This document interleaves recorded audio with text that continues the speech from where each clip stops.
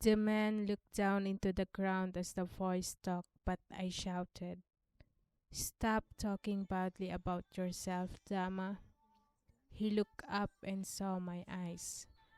I think his eyes wanted to kiss me. There was a sparkle of blue.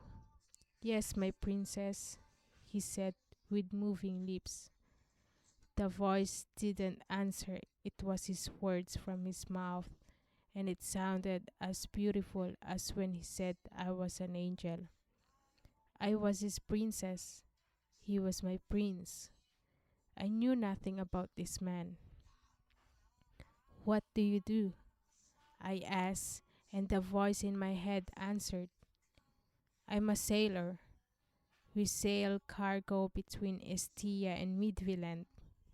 I knew nothing at those places. I spent my entire life on the Smuggle Isles. "Can I go with you?" I said. I didn't want to let go of him. I wanted him to be mine. "I told you, I will never leave you," he said and gave my hand a squeeze. I wanted to go with him. I had nothing on this island. My parents always told me to leave the Smuggle Isles if I could. This was what they wanted. He held my hand as he pulled me walking on the docks, and we stopped in front of a ship. "Captain," Dama shouted. A man with a hat and feather in it walked over. "I found an angel," Dama said. "Oh, yes, she is valuable," the captain said and laughed. I didn't like his laugh or his look. He kept looking at the coin in his hand and flipped it in the air. Sometimes he would take his purse with clanging coins and show to the men on the ship. Dama was busy looking at me. "Set sails," the captain shouted. While looking at Dama, he started getting to work. The captain walked over to me. His breath was rotten. "A lady must relax in a cabin.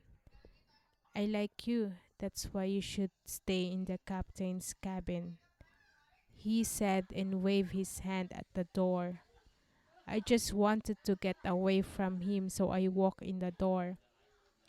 There was a chest, fancy clothes, and a beautiful map on a table close to the wall.